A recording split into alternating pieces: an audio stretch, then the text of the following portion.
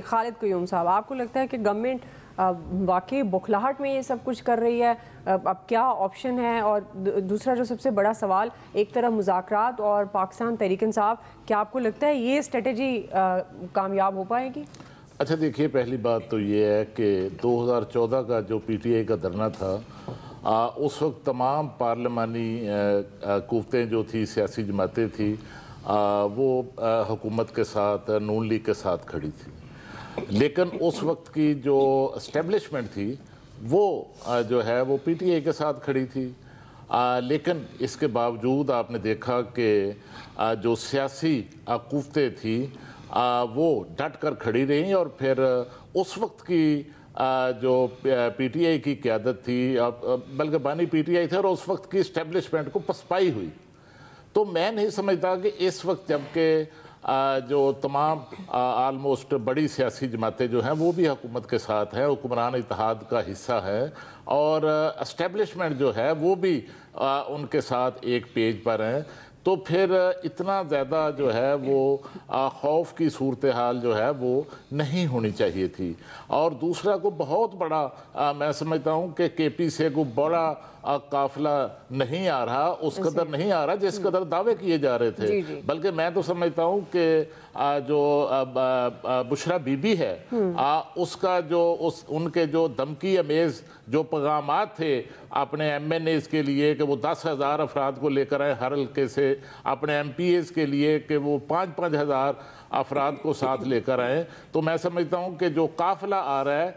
وہ تو شاید ہو سکتا ہے کہ ایک قومی اور 2 صوبائی حلقے جو ہیں اس سے بھی کوئی بڑا نہ ہو. اتنا بڑا قافلہ نہیں آ رہا، تو پھر اتنا خوف جو ہے اب وہ اس طرح نہیں ہونا چاہیے تھا. اور اس میں ہو کیا رہا ہے، اس صورتحال سے، اس ہیجانی کیفیت سے جس کا اس وقت ملک جو ہے وہ شکار ہے، اس کا نقصان جو ہے وہ شاید نہ تو اس قدر جو ہے وہ پی ٹی آئی کا ہو، نہ اس قدر حکومت سمجھتی ہو کہ اس کا نقصان ہے. لیکن میں سمجھتا ہوں کہ یہ پاکستان کا اور پاکستان کے عوام کو جو ہے اس وقت جو ہے سارے مسائل کا سامنا کرنا پڑ رہا ہے، اور پاکستان کی معیشت جو ہے اس کو نقصان کا سامنا کرنا پڑ رہا ہے. جیسے ہمارے وزیر خزانہ نے گزشتہ روز جو سٹیٹمنٹ دی ہے اس میں بتایا کہ روزانہ جو صورتحال ہے اس وقت احتجاج سی، اس سے 200 ارب روپے کا جو ہے وہ پاکستان کی اکانومی کو جو ہے وہ نقصان پہنچ رہا ہے، اور پاکستان کی جی ڈی پی جو ہے اس کو 144 ارب کا جو ہے نقصان پہنچ رہا ہے. اور اس ساری صورتحال میں اگر نقصان ہو رہا ہے تو اہل سیاست کا ہو رہا ہے، پاکستان کی سیاست کا ہو رہا ہے، اور پاکستان کی جو سیاست ہے اور جو طاقت کے عوان ہیں وہاں پر ہمارے جو سیاستدان ہیں ان کی طاقت میں اور سیاست کی طاقت میں کمی واقع ہو رہی ہے. اور بدقسمتی سے تینوں جماعتیں، پیپلز پارٹی، نون لیگ اور پی ٹی آئی، تینوں جماعتیں جو ہیں وہ اقتدار کے لالچ میں سویلین جو بالادستی ہے اس کو سرنڈر کر چکی ہیں، اور اس وجہ سے جو سیاسی قوتیں ہیں، قیادتیں ہیں، وہ کمزور ہو رہی ہیں اور بے اختیار بھی ہو رہی ہیں. اور یہ بے اختیاری کا عمل جو ہے یہ بانی پی ٹی آئی کی حکومت کے دور سے شروع ہو چکا ہے. اس وقت جو اختیارات تھے وہ اس وقت کی اسٹیبلشمنٹ کے پاس تھے، اور اسی طرح جو ہے وہ ہمارے سیاستدان جو ہیں وہ اپنی جو پوزیشن ہے اس سے جو ہے وہ پیچھے کی طرف دھکیلے نظر آ رہے ہیں. دیکھیے کہ اس میں جو اس وقت صورتحال ہے اس میں سب سے بڑے جو چیلنج ہیں پاکستان میں، اس میں سب سے نمایاں جو ہے وہ اقتصادی چیلنج ہے. اس میں کوئی شک نہیں کہ پاکستان ڈیفالٹ کے خطرات سے تو بچ گیا ہے، لیکن اس وقت جو زیادہ خطرات ہیں وہ پاکستان کی اکانومی کو ہیں، اور اس کے لیے جو ہے وہ سیاسی استحکام جو ہے وہ معاشی استحکام کے لیے سب سے زیادہ ضروری ہے. اور دوسرا اس حوالے سے پاکستان کی جو سیاسی قیادتیں ہیں ان کو ایک دوسرے کے ساتھ روابط جو ہیں ان کو رکھنا ہوگا، مذاکرات کرنے ہوں گے، اور مذاکرات کے ذریعے ہی ہمیشہ ماضی میں بھی ہم نے دیکھا کہ بڑے سیاسی تناؤ سیاسی جماعتوں کے درمیان، پیپلز پارٹی اور نون لیگ کے درمیان رہے، لیکن بالآخر جو ہے وہ مذاکرات کی ونڈو کے ذریعے ہی مسائل کا جو حل ہے وہ نکلا. تو اب بھی دیکھیے کہ جو اس وقت صورتحال ہے اس میں مذاکرات کا عمل جو ہے میں سمجھتا ہوں بڑی خوش آئند بات ہے کہ یہ پہلی دفعہ یہ جو پچھلے 2-3 جو احتجاج ہوئے ہیں پی ٹی آئی کے اس میں اس دفعہ ذرا کچھ جو ہیں وہ نمایاں سطح پر جو ہیں وہ مذاکرات پی ٹی آئی کی قیادت کے ساتھ جو ہے وہ ہوئے ہیں اور اس میں کوئی شک نہیں کہ دیکھیے جن کے ساتھ جن قوتوں کے ساتھ وہ مذاکرات کرنا چاہتے ہیں ان کی طرف سے واضح کر دیا گیا ہے کہ دیکھیے D G I S P R کی جو پریس کانفرنس تھی مئی میں وہ آج بھی موقف جو ہے ان کی طرف سے واضح کیا گیا ہے کہ فوج پاکستان کا موقف وہی ہے کہ سیاست کے ساتھ ان کا کوئی تعلق نہیں ہے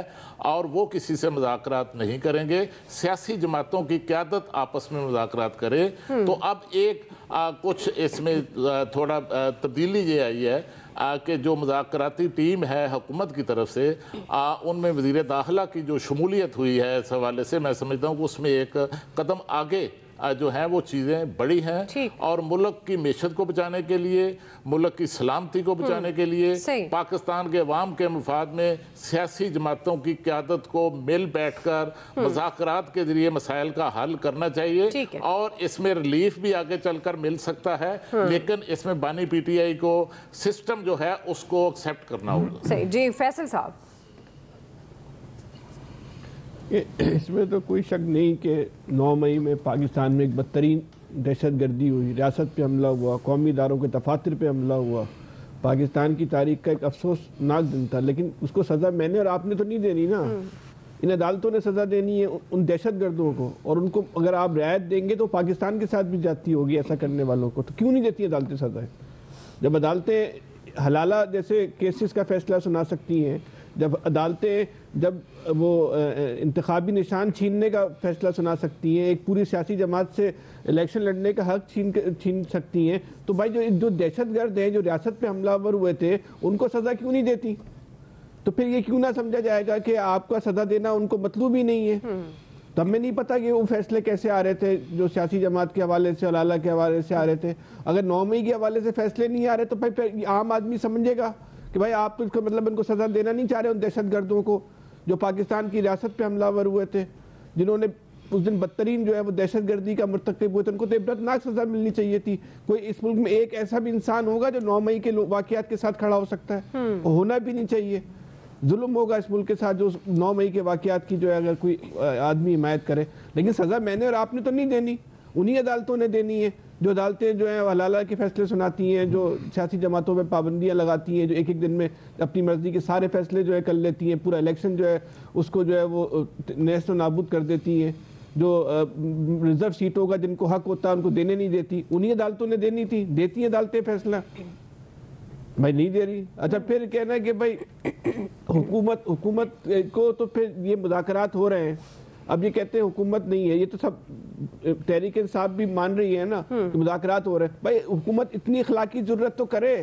کم سے کم یہ سوال تو اٹھائے کہ یہ مذاکرات کس سے ہوتے ہیں، یہ کس کے پاس یہ 2 آدمی جاتے ہیں پوچھ کر آتے ہیں پھر دوبارہ مذاکرات ہوتے ہیں، اتنی تو حکومت اخلاقی ضرورت پیدا کرے۔ یہ اتنا بھی اس حکومت میں دم نہیں ہے کہ یہ سوال پوچھ لے کہ بھائی کس کے ساتھ جا کے یہ مذاکرات کرتے ہو، کون ہے ان کے ساتھ مذاکرات کرتے ہو؟ بھائی جب آپ میں اتنا بھی دم نہیں ہے، جب آپ کسی چیز کا شکوہ، آپ تو صرف استعمال ہونے کے لیے ہو، آپ شکوہ کس بات کا کرتے ہو؟ آپ کو کس چیز کا غم ہے؟ جب آپ میں اتنی بھی ضرورت نہیں ہے کہ یہ سوال کر لو کہ مذاکرات کس سے ہو رہے ہیں، تو بھائی پھر شکوہ بھی نہ کرو، آپ جیسا ہو رہا ہے ہونے دو، آپ کو ایک چانس ملا ہوا ہے، اس کو جو ہے انجوائے کریں، جس دن تک آپ کا چانس ہے چلے گا، جس دن آپ کا چانس ختم ہو جائے گا آپ کا گیم ختم ہے۔ صحیح ٹھیک ہے جی۔